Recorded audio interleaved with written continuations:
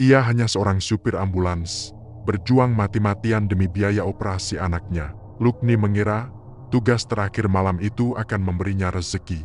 Saat kembali dari pedalaman, di tengah hutan yang diselimuti kabut tebal, Lukni melihat sosok wanita tua sendirian. Karena iba, ia melanggar aturan utama, membiarkan orang asing numpang di kursi depan. Ia tak tahu, kursi itu baru saja dikosongkan oleh jasad yang baru ia antarkan. Bau sedap malam mulai menusuk, dan kursi di sebelahnya terasa sedingin es. Lukni yakin, itu bukan lagi nenek tersesat.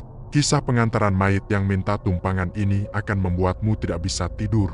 Pernahkah daerahmu punya cerita supir ambulans seseram ini? Tulis kota asalmu di kolom komentar. Jangan lupa like dan subscribe untuk mengikuti nasib Lukni selanjutnya.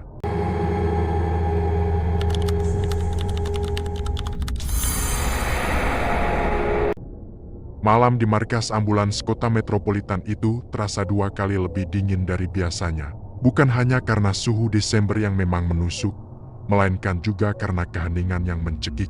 Lukni, seorang pria paruh baya dengan uban yang mulai menyemut di pelipis, duduk meringkuk di bangku kayu lapuk ruang tunggu. Jam tangannya menunjukkan jam 0:30 WIB. Ini adalah shift ganda ketiga yang ia lakoni minggu ini. Tubuhnya menjerit minta istirahat. Setiap tarikan napasnya terasa berat, diiringi denyutan migrain yang ia yakini berasal dari kopi pahit berlebihan dan jam tidur yang kurang dari 4 jam. Namun, setiap kali rasa lelah itu mencoba meruntuhkannya, ia akan mengeluarkan dompet kulit lusuh dari saku celana abu-abunya. Di dalamnya, tersimpan foto buram seorang anak laki-laki dengan senyum lebar, memakai selang oksigen tipis yang tersembunyi di balik pipinya yang tirus. Namanya Raka. Raka adalah sumber kekuatan dan sekaligus beban terberat Lukni.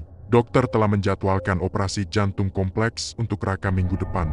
Estimasi biaya, sejumlah angka yang membuat mata Lukni terasa perih setiap kali ia membayangkannya. Uang yang ia pegang sekarang, setelah menabung selama 3 tahun menjadi supir ambulans, masih kurang sekitar 7 juta rupiah. 7 juta, gumam Lukni. Suaranya tercekat. Hanya 1 kali antar jenazah lagi. Nih, hanya 1 kali lagi. Pekerjaannya sebagai supir ambulans sebenarnya tidak buruk, tetapi insentif untuk mengantar jenazah keluar kota, apalagi ke pelosok pegunungan, jauh lebih tinggi.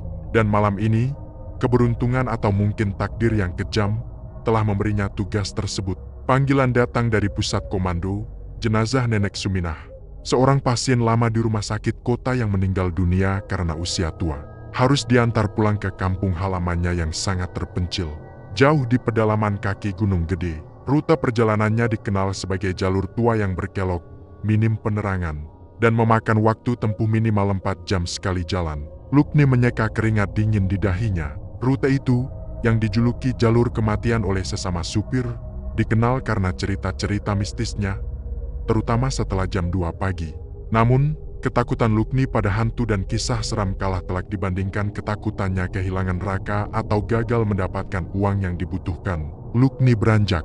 Ia mengenakan jaket windbreaker tebalnya, mengambil kunci mobil dengan logo palang di gantungan kuncinya.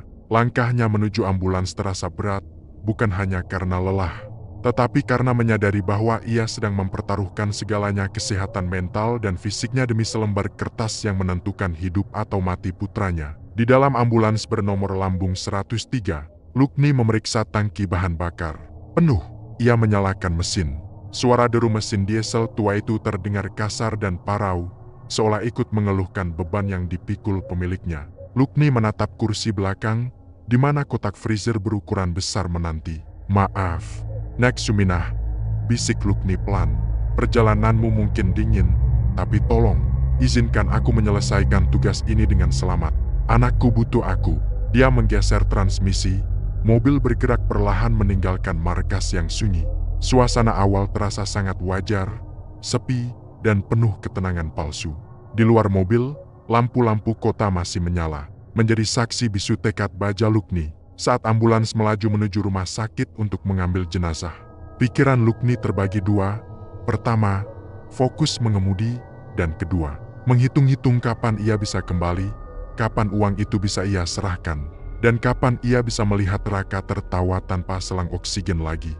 Harapan itu, meski samar dan diselimuti kabut kelelahan, adalah satu-satunya bahan bakar yang menjaga Lukni tetap sadar di tengah dinginnya malam dan beratnya tugas. Ia harus cepat. Malam ini ia harus menaklukkan jalanan terpencil, mengalahkan rasa kantuk, dan mengabaikan segala cerita seram yang pernah ia dengar. Karena di ujung jalan sana, ada kehidupan yang menunggunya. Kehidupan Raka. Tekad itu membuat Lukni menyalakan lampu jauh, dan ia memasuki kegelapan malam, siap menghadapi apapun asalkan bukan kegagalan. Lukni menyentuh foto Raka sekali lagi sebelum memacu ambulansnya lebih cepat. Lukni menjalankan ambulansnya menuju rumah sakit, mengambil peti jenazah Nenek Suminah, dan mulai melaju menuju pedalaman pegunungan. Proses pengambilan jenazah berjalan khidmat. Jenazah Nenek Suminah dibaringkan rapi di peti, diselimuti kain, dan di lehernya tergantung kalung manik-manik berwarna coklat tua yang mencolok simbol identitas yang Lukni tidak akan lupakan. Dengan hati-hati, ia mengamankan peti di ruang belakang, memastikan semua terikat erat. Lukni tahu, ini adalah perjalanan terakhir Nenek Suminah, dan ia ingin memberikannya yang terbaik. 4 jam kemudian, Lukni tiba di desa tujuan. Fajar masih jauh. Suasana di rumah duka, yang berada di kaki bukit, sunyi mencekam, hanya diterangi oleh lampu minyak seadanya dan bulan sabit tipis. Proses serah terima jenazah kepada keluarga berjalan lancar. Keluarga Nenek Suminah, yang terdiri dari beberapa orang tua dan pemuda desa, menyambut peti dengan isak tangis pilu yang menusuk ke tulang. Seorang wanita tua, mungkin putri almarhumah, menggenggam tangan Lukni erat-erat. "Terima kasih banyak, Bapak Lukni." Nenek Suminah sangat takut sendirian. "Kami mohon, tolong jaga Nenek Suminah baik-baik di perjalanan terakhir ini. Nenek sudah sampai di rumah, berkat Bapak," ucap wanita itu, diiringi linangan air mata. Lukni mengangguk pelan, rasa haru menyelimuti kelelahannya. "Sudah tugas saya, Bu. Semoga almarhumah tenang," jawabnya singkat. Setelah pamit, ia segera berbalik arah. Kabin belakang ambulans kini benar-benar kosong, menyisakan hawa dingin khas dari tempat peti jenazah tadi berada. Misi delivery telah selesai. Kini, waktunya kembali dan menghitung upah. Lukni mulai mengemudi kembali ke kota. Waktu menunjukkan hampir pukul 4 dini hari. Ia harus cepat. Kantuk mulai menyerang dengan ganas. Ia membuka jendela sedikit, membiarkan udara pegunungan yang dingin menampar wajahnya. Jalur yang ia lalui adalah jalan tunggal, meliuk-liuk menembus hutan pinus yang sangat lebat. Jarak pandang Lukni hanya sejauh lampu mobilnya menyorot. Keheningan total di luar sana membuat Lukni merasa seolah ia satu-satunya makhluk hidup yang tersisa di muka bumi. Ia berusaha keras fokus, sesekali mencubit pahanya sendiri untuk menahan kelopak mata yang terasa seperti diisi timah panas. Tiba-tiba, mata Lukni yang lelah menangkap bayangan di pinggir jalan. Beberapa kilometer dari pos terdepan yang paling Lukni ingat, sesosok wanita tua. Ia duduk meringkuk di batu pinggir jalan, memeluk erat tas kain lusuh di pangkuannya, dengan kepala menunduk dalam-dalam. Ia mengenakan selendang yang tampak lusuh dan berwarna gelap. Astaga, siapa ini? Lukni mengerem mendadak. Di jam segini, di tempat sesepi ini, Lukni teringat Raka. Ia teringat betapa rapuhnya manusia di tengah kesunyian alam, apalagi wanita tua sendirian. Rasa empati seorang ayah yang sedang berjuang, bercampur dengan kelelahan yang menyebabkan judgementnya sedikit kabur, mendesaknya untuk berhenti. Ia berpikir, pasti nenek ini salah satu anggota keluarga yang mengantar tadi, lalu tertinggal oleh rombongan yang menggunakan mobil pribadi. Lukni menurunkan jendela. "Nek, mau kemana? Kenapa sendirian di sini? Sudah subuh, lo?" sapa Lukni, sedikit meninggikan suaranya karena takut nenek itu tidak mendengar. Wanita tua itu mengangkat kepala sedikit. Wajahnya tertutup bayangan topi anyaman dan selendang yang disampirkan di dahi. Ia hanya menunjuk dengan tangan kaku ke arah depan, ke jalan yang Lukni tuju. Tidak ada suara, tidak ada kata, hanya isyarat yang jelas. Ia ingin ikut ke depan, ke arah kota. Lukni merasa kasihan yang luar biasa. Ia membayangkan betapa ngerinya tersesat di hutan pada jam seperti ini. "Ya sudah, Nek, jangan khawatir. Saya Lukni, supir ambulans. Saya bisa antar nenek sampai ke tempat yang lebih ramai," kata Lukni ramah, memaksakan senyum lelah. Ia membuka pintu penumpang di sebelah pengemudi. "Naiklah, Nek, silakan duduk di depan. Maaf, kabin belakang saya dingin dan tidak ada kursinya. Kita berbagi kursi depan saja, ya? Saya juga butuh teman bicara supaya tidak mengantuk." Wanita tua itu merespons dengan gerakan yang sangat lambat, nyaris seperti gerakan robot yang berkarat. Ia membuka pintu, lalu dengan susah payah, menyeret tubuhnya yang tampak sangat berat dan kaku ke kursi penumpang. Ia duduk sangat tegak di samping Lukni, dengan bahu yang menempel di pintu. Lukni tidak terlalu memikirkan kekakuan nenek itu. Ia menganggap itu karena faktor usia dan kedinginan. Ia memastikan pintu tertutup rapat. Lukni kembali melajukan ambulansnya, kini dengan penumpang baru di sampingnya. Ia merasa sedikit lega. Setidaknya, ada orang di sebelahnya yang bisa menemaninya menaklukkan sisa perjalanan yang gelap dan sunyi ini. Lukni tersenyum tipis. Misi kemanusiaan kecilnya telah terpenuhi. Ia menoleh sebentar, berniat memulai percakapan ringan. Namun nenek itu sudah kembali menunduk dalam-dalam, memeluk tas kain lusuhnya. Lukni menggeser gigi transmisi dan menekan pedal gas. Ambulans nomor 103 itu kembali bergerak menembus pekatnya malam. Sejak nenek itu duduk di sebelahnya, ada sesuatu yang berubah drastis di dalam kabin. Lukni merasakan mobilnya seolah baru saja mengangkut beban tambahan yang masif, bukan hanya beban seorang wanita tua, melainkan beban gajah. Laju ambulans yang tadinya cukup gesit kini terasa lambat dan berat. Mesin diesel tua itu harus mengerang lebih keras saat melewati tanjakan landai sekalipun. Lukni mengernyit, merasa aneh. Ia baru saja mengantar jenazah, dan berat peti mati itu jauh lebih besar. Tetapi kenapa mobil terasa seberat ini sekarang? Ia mencoba mengabaikannya, mungkin tekanan ban belakangnya kurang. Selain itu, suhu di dalam kabin turun drastis. Awalnya Lukni menduga itu karena udara dingin pegunungan yang ia hirup saat membuka jendela tadi. Namun, ia telah menutup jendela rapat-rapat. Suhu dingin itu terasa tidak wajar, menusuk hingga ke tulang, seolah hawa dingin dari kotak freezer jenazah di belakang merembes ke depan, meskipun kabin belakang sudah kosong. Lukni menarik napas dalam, menggosok-gosok telapak tangannya. Ia kembali mencoba mencairkan suasana. Keheningan nenek di sebelahnya mulai terasa tidak nyaman. Jauh sekali, Nek, sendirian di sini. Saya yakin nenek pasti kedinginan. Mau kemana sebenarnya? Saya bisa antarkan sampai tempat yang lebih ramai. Lukni bertanya lagi, suaranya sedikit dipaksakan agar tetap terdengar ceria, melawan rasa kantuk dan dingin. Tidak ada jawaban, hanya keheningan yang tebal. Nenek itu duduk sangat tegak, memeluk tas kain di pangkuannya, seperti patung yang diukir dari es. Tubuhnya tidak bergerak sedikit pun, bahkan ketika mobil melewati jalan berlubang. Lukni melirik sekilas ke arah nenek itu. Di bawah topi anyaman yang sedikit miring, ia hanya bisa melihat bahu yang kaku dan punggung yang sangat tegak. Nek, apa nenek baik-baik saja? Lukni bertanya lagi. Kali ini nada suaranya mengandung sedikit kecemasan. Nenek itu merespons, tetapi bukan dengan kata-kata. Dari bibir yang tidak terlihat, hanya terdengar suara gumaman yang sangat samar, seperti desahan atau gumam pelan, yang segera hilang ditelan suara mesin ambulans. Lukni tidak bisa membedakan apakah itu suara ya atau tidak, atau bahkan hanya arangan kelelahan. Lukni memutuskan untuk tidak memaksa. Tidak apa-apa, Nek. Kalau capek, tidur saja. Saya akan antar sampai tujuannya, katanya. Ia kembali fokus pada jalan yang kini mulai memasuki kawasan hutan yang lebih lebat. Di luar, lampu-lampu dashboard memantul samar di vegetasi. Lukni mulai merasakan tanda-tanda awal keanehan yang halus, yang membuat bulu kuduknya merinding. Meskipun ia bersikeras itu hanya halusinasi akibat kelelahan. Pertama, ia mendengar suara ketukan yang sangat pelan dari kabin belakang. Tok, tok, tok. Lukni yakin 100%, kabin belakang kosong. Peti jenazah sudah diturunkan. Ia berpikir itu mungkin hanya getaran besi atau alat-alat medis yang bergeser. Namun, suara itu terlalu ritmis, terlalu berulang. Kedua, Lukni merasakan aroma, bau yang aneh. Bukan bau amis atau bau busuk, tetapi aroma yang sangat spesifik dan mengganggu, bau tanah basah yang sangat kuat, bercampur dengan wangi bunga sedap malam yang pekat, seperti wangi yang digunakan untuk melengkapi sesajen atau pemakaman.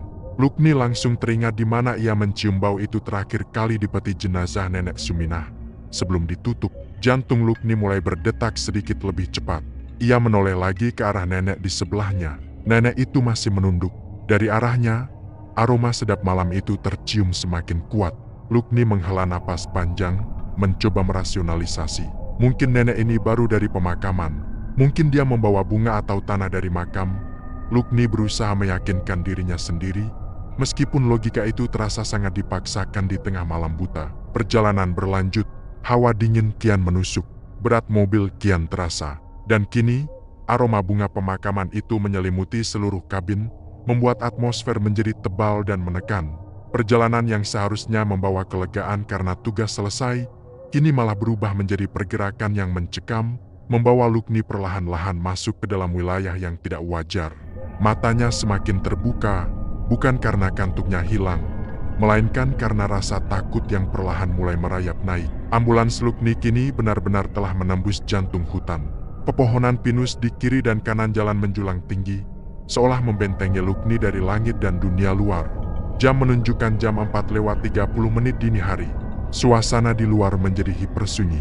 Lukni mematikan radio yang sedari tadi hanya mengeluarkan noise statis, hanya untuk memastikan keheningan ini bukan hanya imajinasinya. Ya, tidak ada suara jangkrik, tidak ada suara burung malam, bahkan suara hembusan angin pun lenyap. Keheningan itu terasa berat dan membebani telinga, seolah ruang di sekeliling mobil telah dihisap udaranya. Tiba-tiba, tanpa peringatan, kabut tebal berwarna putih susu turun dengan cepat sekali. Kabut itu tidak datang merayap dari bawah, melainkan seolah turun dari atas, seperti tirai raksasa yang ditarik ke bawah oleh tangan tak terlihat. Dalam hitungan detik, jarak pandang Lukni menurun drastis. Lampu depan ambulans hanya mampu menembus sekitar 5 meter ke depan.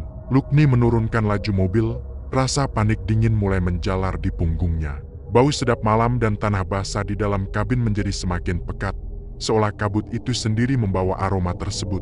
Lukni meraih gagang persneling, tangannya mulai berkeringat. "Nek, kita harus hati-hati. Kabutnya tebal sekali," ujar Lukni, mencoba memecah kesunyian dan mencari respons yang normal dari penumpangnya. Lagi-lagi, tidak ada jawaban. Nenek di sebelahnya tetap kaku, membatu. Keheningan nenek itu lebih menakutkan daripada teriakan. Lukni merasakan atmosfer menekan yang sangat kuat, seperti udara yang terlalu berat untuk dihirup. Lukni mulai memikirkan kembali identitas penumpangnya. Kenapa nenek ini tidak mengeluarkan suara sedikit pun? Kenapa dia begitu kaku? Kenapa tubuhnya terasa begitu berat dan dingin? "Nek, permisi. Saya tidak bisa melihat jalan. Saya harus menepi sebentar," kata Lukni, memutuskan untuk menghentikan mobil. Ia menarik rem tangan. Saat mobil berhenti total, suara-suara aneh mulai terdengar. Bukan suara dari luar, melainkan dari dalam. Lukni mendengar bunyi kerak yang sangat halus, seperti persendian yang dipaksakan bergerak setelah lama terdiam. Suara itu berasal dari kursi penumpang di sebelahnya. Lukni menahan napas. Ia tidak berani menoleh secara langsung. Tiba-tiba, ia merasakan matanya tertarik ke atas, ke kaca spion tengah. Jantungnya berdebar kencang, seolah akan melompat keluar dari rongga dada. Di kaca spion itu, yang memantulkan kabin belakang yang seharusnya kosong, Lukni melihat sesuatu. Bayangan, bukan bayangan pantulan dirinya atau nenek di sebelahnya. Ini adalah bayangan hitam kaku, berukuran besar, yang berdiri tegak di tengah kabin belakang. Bayangan itu terlihat seperti siluet tubuh tinggi yang bersandar pada dinding freezer box jenazah yang kosong. Bayangan itu hilang dalam sepersekian detik, lenyap bersamaan dengan Lukni yang mengedipkan mata karena terkejut. Lukni menoleh ke belakang dengan kepala cepat. Kabin belakang kosong, hanya selimut medis yang terlipat rapi di sudut. Lukni menoleh kembali ke depan, kini keringat dingin membasahi pelipisnya. Kelelahan dan kurang tidur sudah pasti, tapi ia yakin bayangan itu terlalu jelas untuk disebut halusinasi. Ini adalah tanda keanehan yang mulai muncul secara frontal. Rasa gelisah Lukni kini mencapai tingkat ketakutan. Ia kembali melirik nenek di sebelahnya yang masih duduk tegak. Ia yakin nenek ini adalah kunci dari semua keanehan dan atmosfer yang menekan ini. Jika nenek ini adalah manusia, dia pasti akan panik dengan kabut dan keheningan yang luar biasa ini. Tapi nenek itu diam, seolah-olah dia adalah bagian dari keheningan itu sendiri. Lukni menarik napas dalam, mencoba mengumpulkan keberanian. Sudah saatnya ia memastikan, apakah ia sedang mengantar seorang manusia yang tersesat, ataukah ia sedang berbagi kabin dengan sesuatu yang lain. Kecurigaan yang selama ini ia tepis kini telah menguasai akalnya. Kabut tebal masih menyelimuti ambulans, membuat kaca depan seolah diselimuti tirai putih yang lembab. Lukni menggenggam kemudi erat-erat, buku-buku jarinya memutih. Bau sedap malam dan tanah basah semakin pekat, menusuk hidungnya dan mengganggu sarafnya. Ia harus bertanya, ia harus memecahkan misteri keheningan ini. Lukni memutar sedikit tubuhnya, menghadap penumpangnya. Ia berusaha menatap wajah nenek itu, namun topi anyaman dan selendang lusuh yang dipakainya begitu efektif menyembunyikan detail wajahnya. "Nek, saya mohon." "Kita sudah jauh masuk ke hutan." Lukni memulai dengan suara yang dipaksakan tenang, meskipun ia tahu ketakutan terpancar jelas dari nadanya. "Tolong, saya harus tahu pasti. Kemana tujuan nenek yang sebenarnya?" Tidak ada pergerakan, tidak ada jawaban.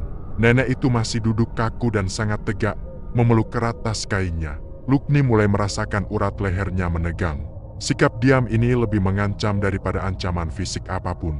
Jika nenek tidak menjawab, saya harus meminta nenek turun di pos terdekat. Lukni mengancam, berharap ucapan itu memicu reaksi normal. Tiba-tiba, nenek itu melakukan gerakan yang sangat minimalis, namun cukup membuat Lukni terkejut. Bahunya yang kaku bergerak, sedikit bergetar. Bukan karena kedinginan, melainkan seperti isakan yang ditahan. "Maaf, Nak Lukni." Suara itu akhirnya keluar. Sangat pelan, serak, nyaris berbisik, seperti gesekan daun kering. Saya hanya ingin ikut pulang." Jawaban itu janggal, ambigu, dan syarat rahasia. "Pulang?" Nenek itu tadi hanya menunjuk ke arah kota, dan ia menyebut nama Lukni. "Nenek tahu nama saya?" Lukni bertanya cepat, kini rasa tidak aman mulai berubah menjadi kengerian. Ia tidak pernah memperkenalkan dirinya kepada nenek ini, hanya kepada keluarga nenek Suminah. Keheningan kembali menyelimuti kabin. Kali ini lebih lama, membuat Lukni menanti dengan cemas. Lukni memberanikan diri. Ia menatap leher nenek itu dari samping. Meskipun cahaya kabin redup, ia bisa melihat dengan jelas detail yang membuat perutnya terasa diaduk. Kalung manik-manik berwarna coklat tua. Kalung yang sangat khas.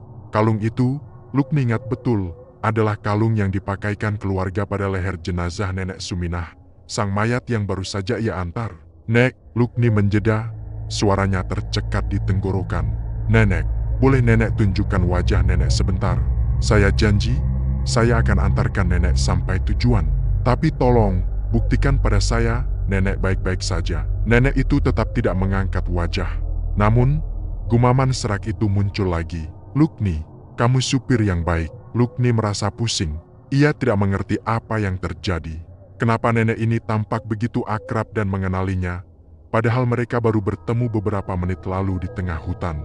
Dan kalung itu bukan kebetulan. Itu adalah detail spesifik yang hanya diketahui oleh orang-orang yang terlibat dalam proses pengantaran jenazah tadi. "Saya tadi baru saja mengantar nenek Suminah ke desa di atas sana." Lukni memutuskan untuk kembali berbohong, memancing pengakuan. "Apa nenek kenal dengan keluarga nenek Suminah?"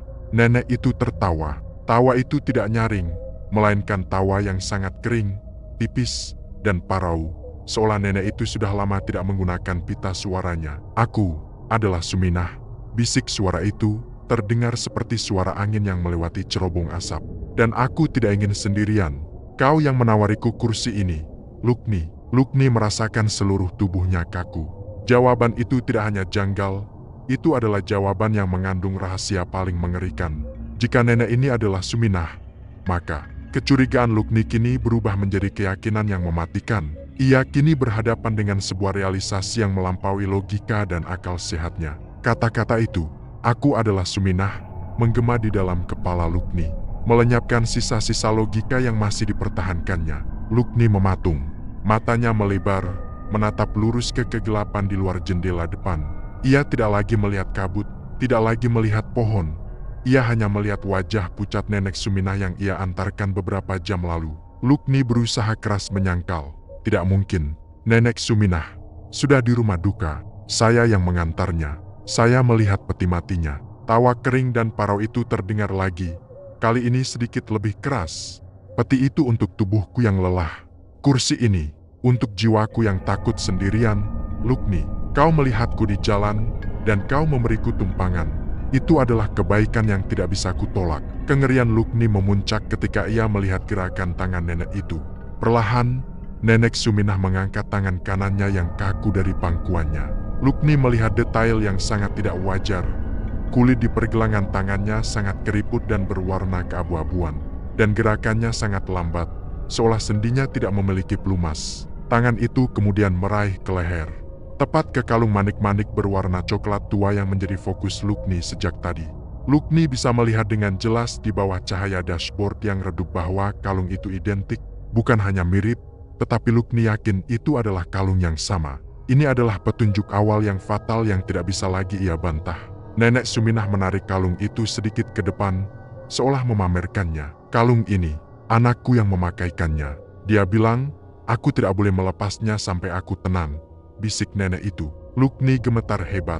Ia adalah satu-satunya orang di dunia yang tahu bahwa kalung itu dipakaikan terakhir kali di leher jenazah di dalam peti mati. Ini adalah informasi yang sangat spesifik, sebuah detail yang mustahil diketahui oleh wanita tua manapun yang tersesat di tengah hutan. Kecuali, jika wanita tua itu memang jasad yang baru ia tinggalkan. Lukni mencoba membuka pintu, tetapi tangannya terasa lumpuh. Ia mencoba menyentuh kunci kontak, namun jarinya hanya menyentuh udara. Ia terjebak. Ia dikurung bersama entitas dingin yang mengaku sebagai mayat yang baru ia antar. Kemudian, Lukni menyadari satu perilaku aneh lain yang ia abaikan sebelumnya. Di pinggir jalan tadi, nenek itu memeluk tas kain lusuh di pangkuannya. Sekarang, tas itu diletakkan di lantai kaki kursi penumpang. Lukni melihatnya sekilas. Tas itu tampak basah dan sedikit kotor, seperti habis terendam lumpur. Namun, di atasnya ada gumpalan kecil tanah merah yang sedikit basah. Tanah itu terasa sangat familiar. Lukni teringat, saat jenazah nenek Suminah dimasukkan ke liang lahat, ritual adat di desa tersebut mengharuskan kerabat terdekat menaburkan segenggam tanah di atas kain kafan sebelum peti ditutup total.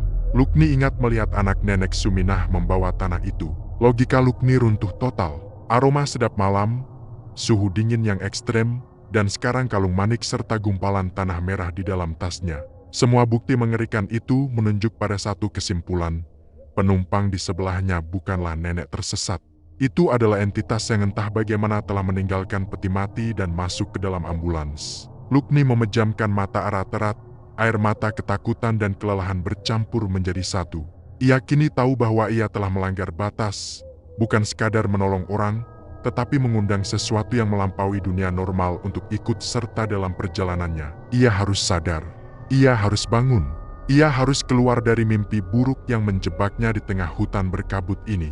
Lukni membuka mata. Rasa takut yang murni dan dingin menjalar dari ubun-ubun hingga ujung kaki. Ia mencoba berteriak, namun suaranya tercekat. Tenggorokannya terasa kering dan kaku, seolah ia baru saja menghirup udara dari kuburan. Ia menoleh ke sebelah kanannya. Nenek Suminah di kursi penumpang telah mengangkat wajahnya. Lukni terkejut melihat wajah itu. Wajahnya pucat pasi, seperti lilin yang terlalu lama didiamkan. Kulitnya tipis dan tegang. Mata nenek itu masih terpejam rapat, kaku seolah dilem. Namun, yang paling mengerikan adalah ekspresinya, kosong, tetapi dihiasi dengan senyuman yang sangat tipis, senyuman yang seharusnya tidak dimiliki oleh seseorang yang sedang duduk tegak atau tertidur. Senyum itu terasa sangat aneh. Sebuah ekspresi yang kontradiktif antara kekakuan kematian dan kelegaan telah mendapatkan tumpangan. Semua keraguan Lukni lenyap. Realisasi menghantamnya sekeras petir. Ia tidak sedang bersama seorang manusia. Ia sedang bersama jasad nenek Suminah. Kepalanya mulai berputar. Bagaimana mungkin? Ia melihat peti jenazah itu ditutup. Ia melihat keluarga nenek Suminah menangis. Ia bahkan menerima ucapan terima kasih karena mengantar tuntas. Tetapi disinilah dia, di tengah hutan yang diselimuti kabut, duduk berdampingan dengan entitas yang seharusnya berada di liang lahat. Panik liar menyerang. Lukni merasakan dorongan primal untuk melarikan diri, untuk menyelamatkan dirinya. Ia mencoba meraih gagang pintu.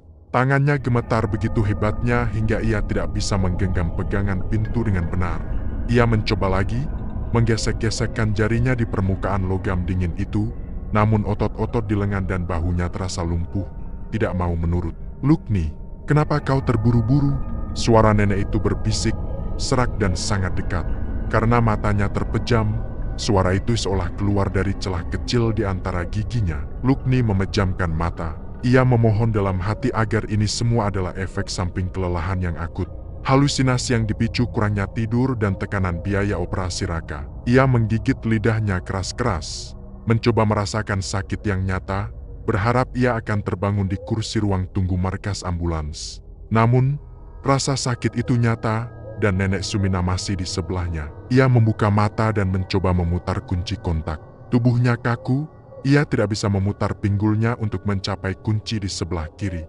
Seluruh sisi tubuhnya yang berdekatan dengan Nenek Suminah terasa membeku dan mati rasa, seolah energi vitalnya dihisap habis. "Jangan pergi, aku hanya ingin bicara sebentar," bisik Nenek Suminah.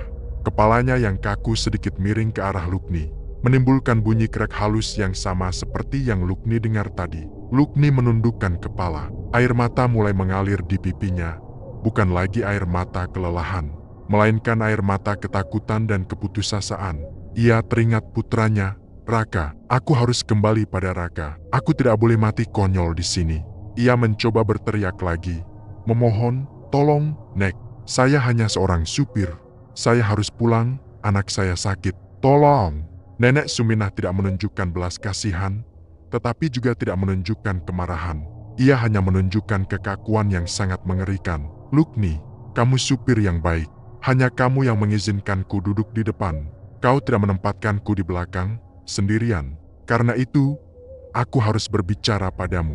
Ada yang harus kusampaikan sebelum aku tidur panjang." Kata-kata itu diucapkan dengan penuh kesadaran meskipun dari wajah yang kaku, membuat Lukni menyadari sepenuhnya ia telah terperangkap. Ia telah membuat perjanjian tak terlihat dengan sebuah arwah gentayangan. Lukni tidak bisa lari, ia tidak bisa melawan. Satu-satunya hal yang bisa ia lakukan adalah mendengarkan. Dalam kepanikan dan ketegangan yang memuncak, Lukni benar-benar membeku. Ia tidak bisa melawan, melarikan diri, atau bahkan berteriak. Semua ototnya terasa seperti beton dingin. Matanya terpaku pada wajah Nenek Sumina yang kaku, yang kini menoleh sedikit ke arahnya. Kepalanya miring dengan gerakan krek yang mengganggu. Lukni hanya bisa pasrah, menyadari bahwa ia kini hanyalah seorang sandera pendengar di tengah hutan yang diselimuti kabut maut. Saat itulah, Nenek Suminah mulai mengeluarkan suara, bukan ancaman, bukan raungan mengerikan, melainkan isakan pilu yang menusuk relung hati Lukni. Meskipun mata nenek itu terpejam rapat, bahunya mulai bergetar hebat. Isakan itu terdengar seperti desahan tertahan yang dikumpulkan selama bertahun-tahun. Aku tidak ingin tidur," bisik Nenek Suminah. Suaranya kini terdengar lebih jelas, dipenuhi kesedihan yang tak tertahankan. "Aku sudah mencoba menahan diri, agar bisa melihatnya sebentar saja." Air mata Lukni kembali mengalir deras, namun kini bercampur dengan rasa kasihan yang mengalahkan ketakutannya. Ia merasakan beban emosional yang luar biasa dari entitas di sebelahnya. "Melihat siapa, Nek?" Lukni berbisik kembali, suaranya serak dan nyaris tak terdengar. Ia tahu ia tidak seharusnya bertanya, tetapi ia terdorong oleh kepedihan yang dirasakan nenek itu. Cucuku yang di kota, yang sakit," jawab nenek itu. Isakannya semakin keras, memecah keheningan di dalam kabin. "Aku dirawat di kota selama setahun. Aku tahu cucuku sakit, tapi mereka tidak mengizinkanku bertemu. Katanya aku harus istirahat. Aku hanya ingin mengucapkan selamat tinggal. Hanya satu pelukan terakhir." "Lukni, kau bilang anakmu juga sakit," lanjut suara nenek itu, yang menunjukkan betapa ia telah mencermati percakapan Lukni dengan perawat atau dirinya sendiri. Aku mengerti perasaan seorang orang tua. Tapi aku gagal, Lukni. Aku gagal melihat cucuku untuk terakhir kalinya. Mereka mengantarkanku ke peti, tanpa sempat kutemui dia." Nenek Suminah tiba-tiba mengangkat tangannya yang kaku dan dingin. Lukni merasakan ketegangan memuncak, takut tangan itu akan mencekiknya. Namun, tangan itu hanya terulur ke depan, menunjuk ke arah jalan berkabut yang Lukni tuju. "Jauh sekali, Nak Lukni. Dingin sekali. Aku takut sendirian. Di bawah tanah. Aku butuh didengar. Aku butuh kepastian bahwa hidupku tidak berakhir sia-sia, dan kesedihan cucuku akan terhapus." Lukni tidak bisa menahan perasaannya lagi. Air mata dan ingus membasahi wajahnya. Ia teringat putranya, Raka, yang juga sedang berjuang di kota. Ia merasakan ikatan emosional yang aneh dengan arwah yang putus asa ini. Nenek Suminah tidak datang untuk menyakiti, melainkan untuk mencari sandaran. Nenek sudah berjuang," ujar Lukni, mencoba menenangkan. "Nenek sudah beristirahat sekarang. Nenek sudah diantar dengan baik. Saya janji, nenek tidak akan sendirian." Ada banyak orang yang menyayangi nenek. Tiba-tiba, Nenek Suminah memiringkan kepalanya lebih jauh. Dengan gerakan yang sangat lambat dan mengerikan, nenek itu menyandarkan kepalanya yang dingin dan seberat batu ke bahu Lukni. Lukni merasakan suhu beku dari kepala itu menembus jaket dan kulitnya. Tubuhnya terkejut, namun kali ini ia tidak melawan. Ia membiarkan arwah yang sedang menangis itu, yang memiliki penyesalan terakhir yang sama besarnya dengan harapannya pada Raka, mendapatkan tempat bersandar untuk kali terakhir. Di tengah kabut, di dalam ambulans yang kaku, Lukni, seorang ayah yang berjuang, memeluk janji untuk mendengarkan curahan hati dari jenazah yang menumpanginya. Lukni membiarkan kepala dingin Nenek Suminah bersandar di bahunya. Ia merasakan beban yang luar biasa, bukan hanya beban fisik dari kepala yang terasa seberat timah, tetapi juga beban emosional dari keputusasaan nenek tersebut. Ia duduk di sana, di tengah kabin ambulans yang sunyi, dalam kegelapan dan kabut yang mematikan, menjadi satu-satunya saksi dan pendengar bagi kesedihan abadi Nenek Suminah. Waktu terasa berhenti. Lukni tidak tahu berapa lama ia berada dalam posisi itu. Mungkin semenit, mungkin 1 jam. Ia hanya bisa menutup matanya, menahan napas, dan berdoa. Ia berdoa untuk Nenek Suminah agar tenang, dan ia berdoa untuk Raka agar ia bisa selamat dari malam mengerikan ini. Perlahan, isakan pilu Nenek Suminah mulai mereda. Bisikan serak itu semakin jauh, seolah suara itu ditarik perlahan-lahan kembali ke alam keheningan. Lukni merasakan beban dingin yang menempel di bahunya berkurang, lalu menghilang sama sekali. Lukni tersentak. Ia merasakan sentuhan terakhir yang sangat dingin di bahunya, sebelum semuanya lenyap. Ia membuka mata dengan cepat. Pemandangan yang pertama kali menyambutnya bukanlah kabut tebal yang mencekik, melainkan sinar bulan yang samar-samar menembus celah pepohonan. Kabut yang tadinya tebal dan putih susu kini telah menipis, menyisakan hawa dingin yang normal. Lukni menyadari ia tidak lagi berada di tengah jalan. Ambulansnya terparkir rapi di tepi jalan, mesinnya mati, dan rem tangan telah ditarik. Ia menyandarkan punggungnya ke sandaran jok. Ia merasakan kelelahan yang luar biasa, seolah ia baru saja berlari maraton. Lukni menoleh ke sebelah kanannya, ke kursi penumpang. Kursi itu kosong, tidak ada Nenek Suminah, tidak ada topi anyaman, tidak ada tas kain lusuh. Lukni segera memutar kepalanya, menoleh ke belakang. Kabin belakang ambulans juga kosong melompong, hanya selimut medis yang terlipat rapi. Lukni terdiam. Ia menarik napas panjang, berusaha keras membedakan antara kenyataan dan mimpi buruk yang begitu nyata. Apakah ini hanya halusinasi yang dipicu oleh kelelahan ekstrem dan tekanan biaya operasi anaknya? Apakah ia hanya tertidur sejenak saat mengemudi dan semua adegan mengerikan itu hanya terjadi di alam bawah sadarnya? Ia melihat jam tangannya. Hanya lewat 10 menit sejak ia memutuskan menepi di segmen keempat. Namun, 10 menit itu terasa seperti semalaman penuh konfrontasi. Lukni menyentuh bahunya yang tadi menjadi sandaran Nenek Suminah.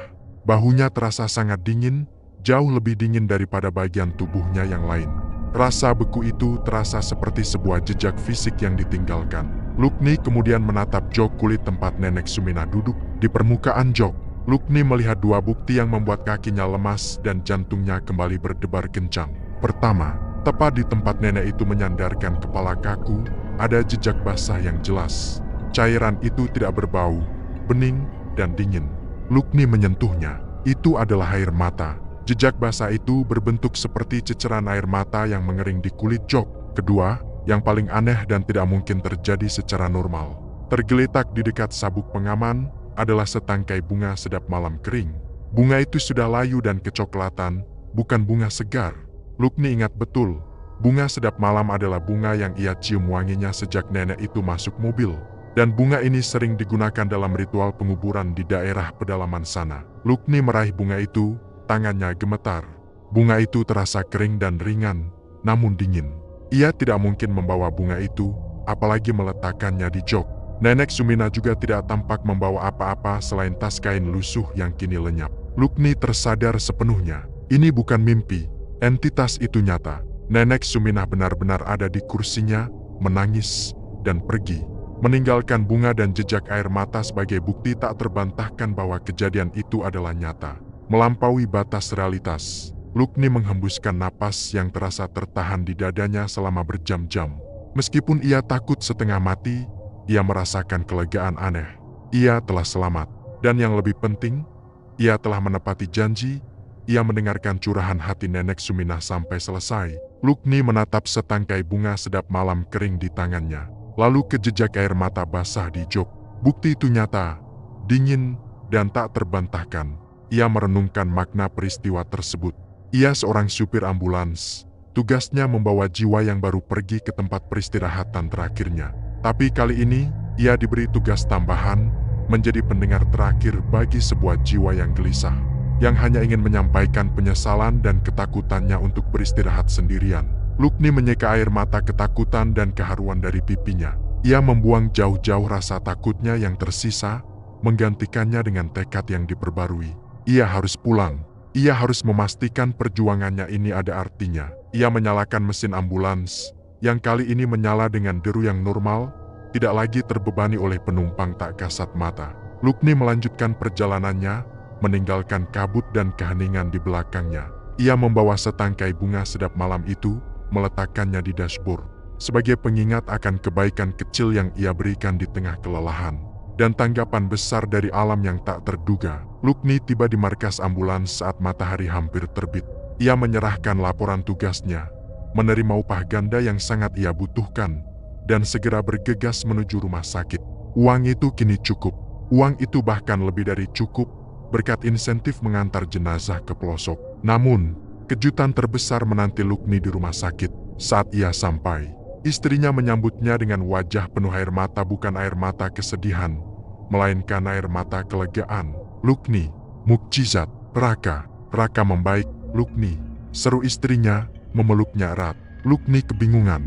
"Membaik? Bagaimana bisa? Operasinya lusa, kan?" Istrinya menjelaskan bahwa kondisi Raka, yang tadinya sangat kritis, tiba-tiba membaik drastis dini hari tadi. Dokter bahkan menyatakan, dengan keheranan, bahwa operasi penuh sudah tidak diperlukan lagi. Beberapa hari kemudian, Raka diizinkan pulang, sembuh total tanpa perlu pisau bedah yang Lukni khawatirkan. Lukni hanya bisa termangu. Ia menatap putranya yang kini tersenyum lepas tanpa selang oksigen. Ia teringat isakan Nenek Suminah di tengah hutan, "Aku hanya ingin melihat cucuku. Aku gagal melihat cucuku." Beberapa hari setelah kepulangan Raka, sebuah amplop tebal tiba di markas ambulans. Ditujukan secara khusus kepada Lukni. Amplop itu berasal dari keluarga almarhumah Nenek Suminah. Isinya adalah surat terima kasih tulus yang ditulis dengan indah, disertai uang tunai dalam jumlah besar, jumlah yang persis menutupi semua biaya perawatan Raka yang tersisa, biaya yang seharusnya untuk operasi, yang kini tidak terpakai. Lukni membaca kalimat terakhir surat itu berulang kali. Air matanya menetes. "Terima kasih, Bapak Lukni. Kami tahu Nenek Suminah sangat ketakutan, tetapi kami tahu Nenek pasti sangat tenang dan bahagia di perjalanan terakhir. Kami sangat berterima kasih karena Bapak sudah mengantar Nenek dengan penuh perhatian sampai tuntas. Sebagai ucapan syukur, kami menyertakan dana ini. Kami berharap kebaikan Bapak dapat mendatangkan kebahagiaan bagi keluarga Bapak, terutama putra Bapak yang sedang sakit di kota." Lukni menjatuhkan surat itu. Ia tidak pernah menyebut nama putranya kepada keluarga Nenek Suminah, apalagi detail penyakitnya. Keluarga Nenek Suminah di desa yang terpencil itu mustahil tahu tentang kondisi Raka, kecuali Lukni menatap kosong ke kursi penumpang di sebelahnya. Kursi itu tampak bersih dan biasa, namun udara di sekitarnya terasa sejuk dan damai. Lukni kini mengerti, Nenek Suminah, yang ia izinkan duduk di depan dan ia dengarkan curahan hatinya, telah melihat perjuangannya. Nenek itu telah membalas kebaikan kecil Lukni dengan keajaiban besar bagi putranya. Kisah horor yang Lukni alami di tengah hutan itu adalah sebuah janji kebaikan yang dibayar lunas. Lukni tersenyum, menyadari bahwa terkadang entitas dari dunia lain tidak datang untuk mencelakai, melainkan untuk meminta sedikit empati. Ia menyimpan setangkai bunga sedap malam kering itu di dashboard ambulansnya selamanya, sebagai pengingat abadi bahwa kelelahan seorang ayah yang didorong oleh cinta, bahkan di saat yang paling mencekam sekalipun, pada akhirnya akan mendatangkan berkah.